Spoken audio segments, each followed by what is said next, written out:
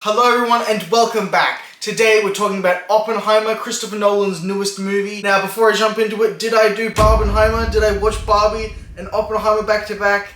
No, I only had enough time for one, so Oppenheimer first. I'll get to Barbie later down the line. I have so much to do. So Oppenheimer is another film from Christopher Nolan and is about the man that created the atomic bomb and what it was like to be him, because as much as this film markets the fact that it's an atomic bomb going off and we're going to let you viscerally feel that in the theater, it is about Oppenheimer. For those who haven't caught on, Robert Oppenheimer is the man who created the atomic bomb. So the movie's about him and what that psychologically does to somebody, to be called the father of the atomic bomb.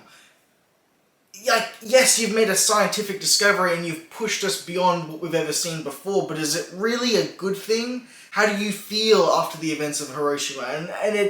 That's what a lot of this is about. Because as much as this movie is a technical masterpiece, it is unreal. It's the characters and the performances that really make this film work. So Cillian Murphy plays Robert Oppenheimer in what is his largest leading role I've ever seen. This is one of his best performances, period. I'm not sure what really touches this, because the amount of subtlety and nuance in his performance I just haven't seen for a very long time. He's absolutely incredible, along with the supporting cast, which is just such a long list, I couldn't even name them all if I tried. But some standouts in particular, Robert Downey Jr. disappears into this film completely. He didn't have to do this movie, alright? He has that much Marvel money, he doesn't need to do any movies ever again. But he did it because he wanted to do it. The amount of actors that are in this, it just goes to show how desperate everyone wants to work with Nolan, regardless of whatever the hell he's up to, because of his style, his aesthetic, and his appreciation for cinema. But touching on Nolan's appreciation for film, I think that's a big reason why I enjoyed this, because there's no CGI. According to Nolan, he has claimed that there's not a single shot, and now if that includes not a single VFX cleanup shot to remove anything in the background that just happened to be there, nothing, that's mind-blowing. The amount of effort that goes into ensuring that not even a wire or something is caught in the background and you have to remove it is insane. It's a very hard thing to grasp unless you make movies, and I know I haven't made them, but I do understand it. One of my favorite aspects of the film is its score, the music. It was fantastic. Like, I love the scores in movies, and when this thing is playing during some of the more tense scenes, it became my favorite part of the movie sometimes, because it was just so right for the mood, the setting, everything. As far as cons, the cons are very subjective. It depends on the type of person you are, because this is a 3-hour long film that's dialogue driven. You're not gonna get a heap of explosions and crazy war scenes or anything like that.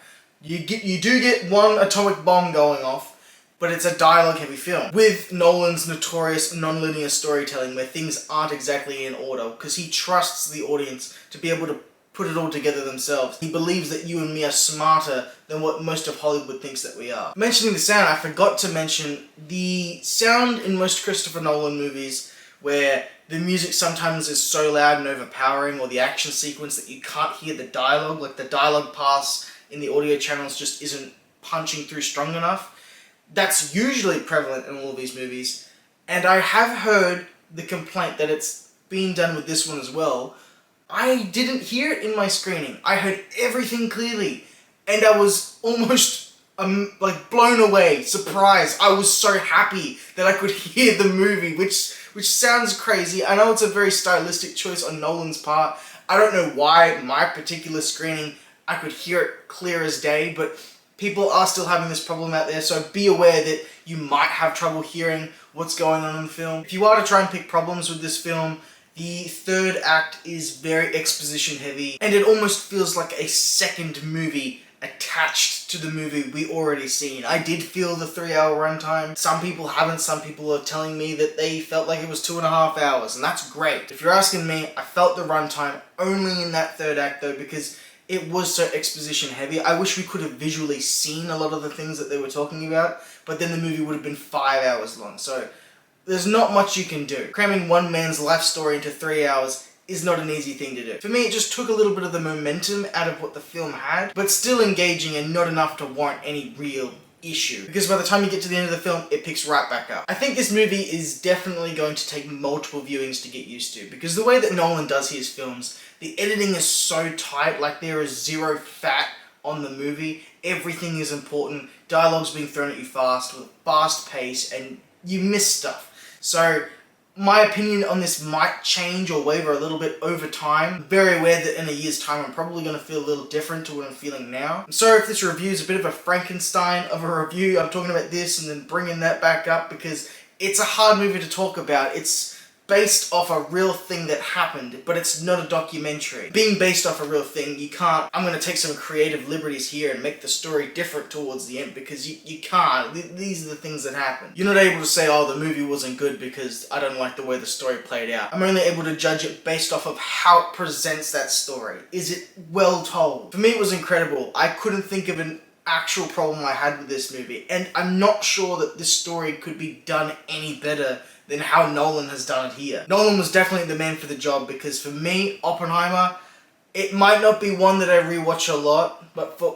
what it is and how it stands and the experience I had, Oppenheimer is going to get a 10 out of 10, legendary status. You should see this. It's mind-blowing. I love that the protagonist could also serve as the antagonist depending on your own personal views and beliefs. It's just like a Kubrick film thought out to the last detail. Everything is so deliberate, and that attention to detail, it does not go unnoticed. So Oppenheimer, have you guys seen it? What did you think of Oppenheimer? I want to know your thoughts down below. If you haven't already and you want to see more, consider subscribing. If we reach 1,000 subscribers, I will be pulling everything out of this shelf and showing you everything I got. Huge collection video, one thing at a time. It's gonna kill me. And if you've made it through to the end of the video, you're a bloody legend, and hopefully I can catch you guys next time. Bye guys.